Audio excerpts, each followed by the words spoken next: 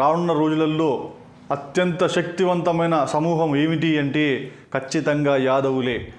యాదవులు, కురుమలు ఈ రెండు సమూహాలు కూడా రానున్న రోజుల్లో అత్యంత శక్తివంతమైన సమూహంగా భారతదేశంలో అదేవిధంగా తెలంగాణ రాష్ట్రంలో కూడా ఎదుగుద్దని చెప్పేసి నేను చెప్పదలుచుకున్నా. ఎందుకు అంటే జాతీయ వ్యాప్తంగా అంటే దేశవ్యాప్తంగా కూడా యాదవులు తమ ఐకానిక్ గాడ్ కృష్ణుణ్ణి ఓన్ చేసుకున్నారు. కృష్ణుణ్ణి వారసులుగా వాళ్ళు యాదవులుగా వాళ్ళు కంటిన్యూ అవుతూ ఉన్నారు. సో కల్చరల్ రెవల్యూషను సంబంధించి వాళ్ళు సక్సెస్ అయ్యారు. రెండో తీసుకుంటే ఇక్కడ తెలంగాణ వ్యాప్తంగా కూడా గొల్ల కురుమలు, మల్లన్న, అదేవిధంగా బీరప్ప వీరిని ఓన్ చేసుకొని ఖచ్చితంగా ఎక్కడ మల్లన్న టెంపుల్స్ ఉన్నా కూడా అక్కడ పట్టణాలు వేయడం కానీ, ఒగ్గు కళాకారులు కానీ పూర్తి స్థాయిలో దేశవ్యాప్తంగా కృష్ణుణ్ణి ఐకానిక్గా తీసుకున్నారు. రాష్ట్ర స్థాయిలో మల్లన్న ఐకానిక్ గాడ్గా తీసుకున్నారు. సో కల్చరల్లీ వీళ్ళు సక్సెస్ 100%.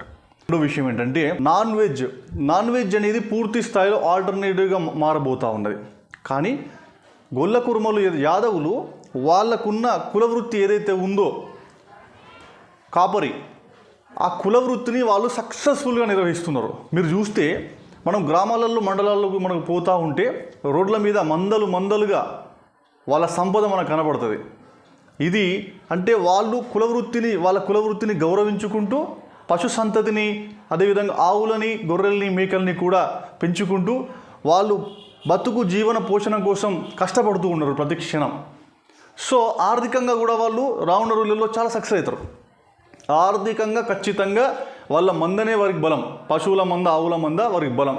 సో ఇట్లా ఒకటి కల్చరల్లీ సక్సెస్ అయ్యారు.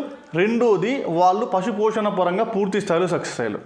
మనకు తెలుసు కదా, అందరికీ తెలిసిన విషయం పాలు, పెరుగు. సో ఈ పాలు, పెరుగు ఉత్పత్తిదారులు ఎవరయ్యా అంటే మళ్ళీ యాదవులు. విషయం ఏమిటి, మొన్నటిదాకా మనం డబ్బా పాలు తాగినాం, ప్యాకెట్ పాలు తాగినాం. ఇప్పుడు అంతా అది విషపూరితం అని చెప్పేసి తెలిసి మళ్ళీ మనం గొల్లన్నల వైపు, యాదవుల వైపే పోతా ఉన్నాం. ఈ రకంగా కులవృత్తిని కాపాడుకుంటూ ఆర్థికంగా ఎదుగుతూ జీవనాధారాన్ని బ్రతికించుకుంటూ అదేవిధంగా వాళ్ళ కల్చరల్ని కాపాడుకుంటూ ఇట్లా అన్ని రకాలుగా వాళ్ళు అంటే ప్రకృతికి పాఠాలు నేర్పిన గొల్లన్నలు రానున్న రోజులలో ఒక శక్తివంతమైన సమూహంగా ఎదుగుద్దనడానికి ఎటువంటి సందేశం లేదు.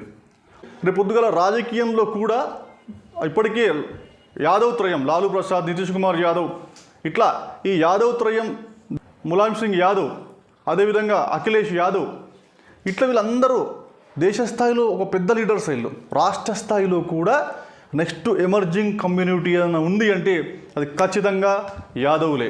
Thank you.